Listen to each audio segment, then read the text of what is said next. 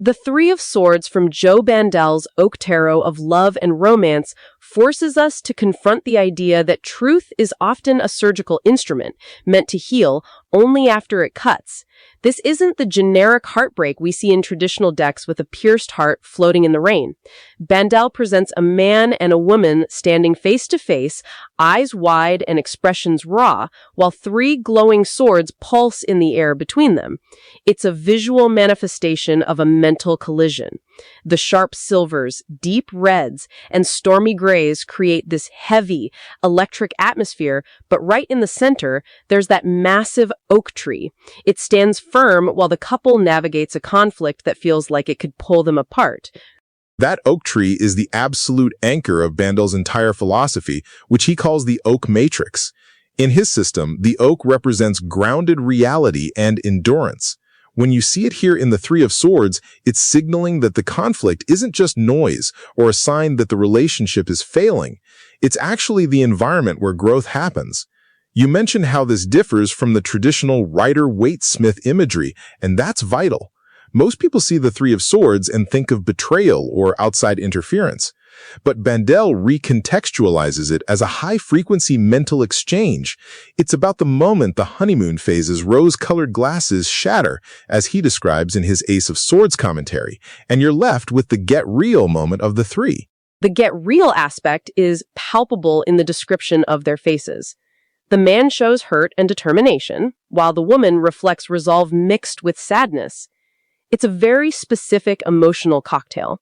Why characterize the conflict as mental energy moving from one to the other?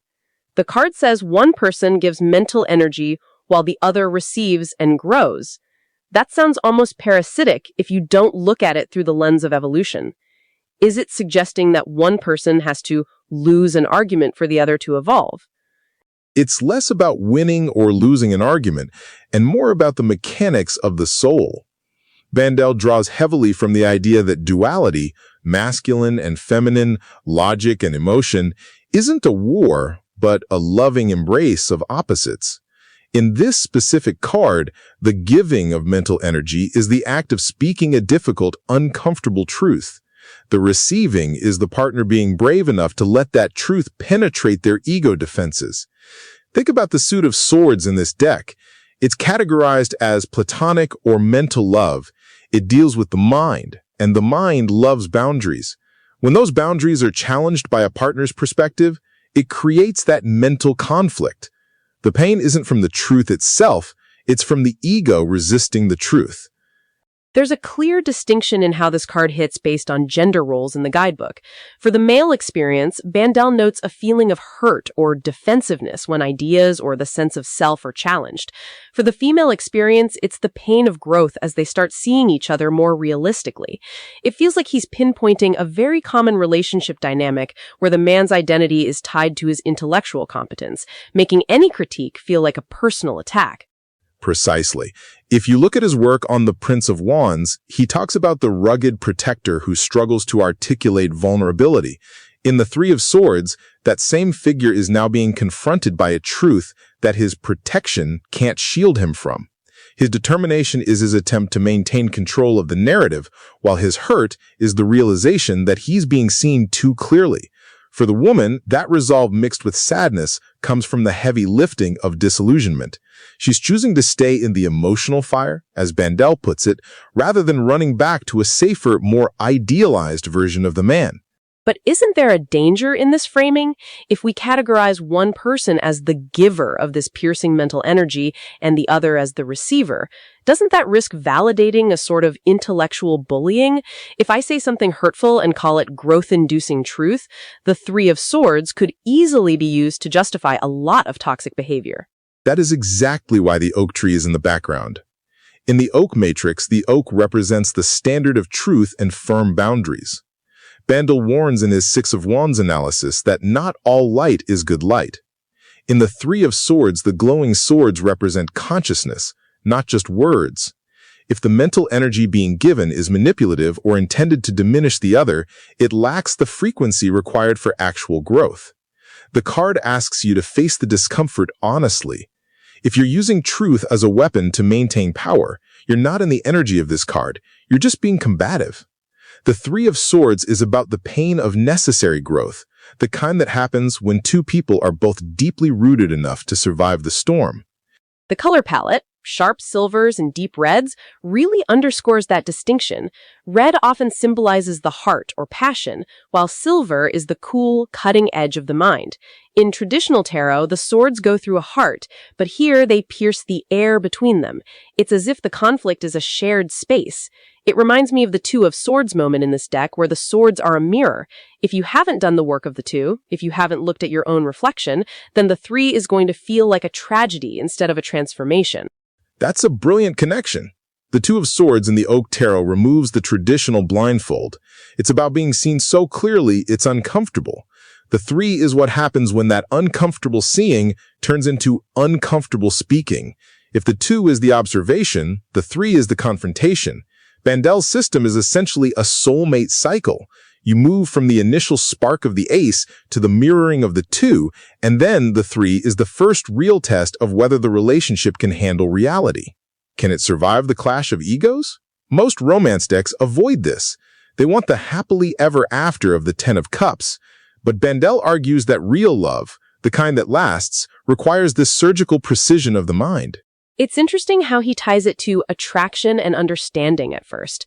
We often think conflict means we've lost that connection, but he's saying the conflict is actually a result of the depth of the connection. You can't have a Three of Swords moment with someone you don't care about. The pain is proportionate to the intimacy. If I'm not invested in you, your challenge to my sense of self doesn't hurt. It's only because I want to be seen by you that your realistic view of me, the seeing each other realistically he mentions for the female experience, is so devastating. And that devastation is what allows the new version of the relationship to grow. Think about the oak tree again. An oak grows slowly. It goes through seasons of losing its leaves, looking dead to the world, enduring winter storms. Bandel is using that as a metaphor for the relationship's longevity. If you avoid the Three of Swords because you're afraid of the pain, you're essentially refusing to let the relationship age. You're trying to keep it in a permanent, shallow spring. But the Oak Matrix is about embodiment and organic Gnosticism, the idea that wisdom is something you feel in your body, not just something you think about. So if someone pulls this card in a reading, the advice isn't prepare for a breakup. It's more like prepare for an operation. You need to extract the shrapnel of old patterns and false identities so the relationship can actually heal. It's a call to be honest and raw, as the description says. I think about how many relationships fail because people are too polite to have the Three of Swords conversation.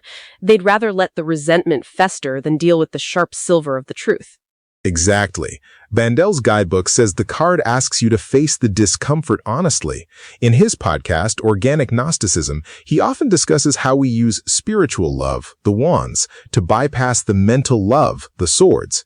We want the fire and the passion, but we don't want the boundaries and definitions that the mind requires. But without the swords, the wands just become a wildfire that burns the grove down. You need the swords to define what the relationship is versus what you hoped it would be.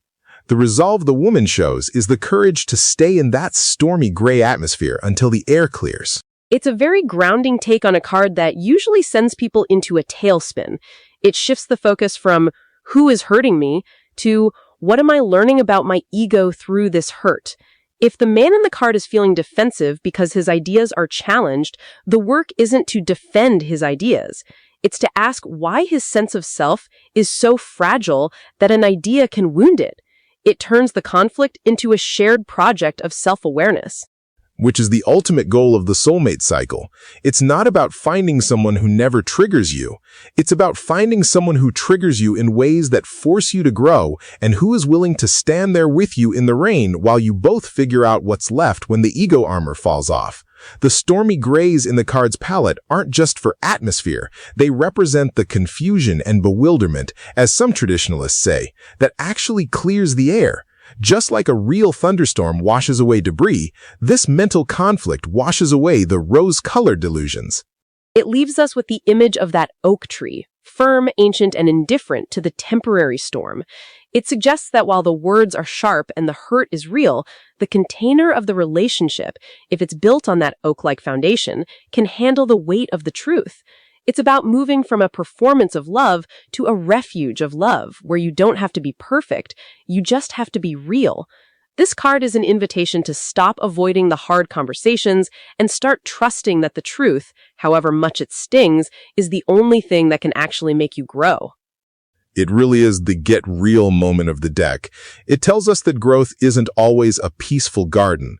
Sometimes it's a stormy forest where the most loving thing you can do is hold up a sword and speak the truth that changes everything. If you found this exploration of the Three of Swords and the Oak Matrix helpful, share this episode with someone who might be navigating their own stormy season of growth.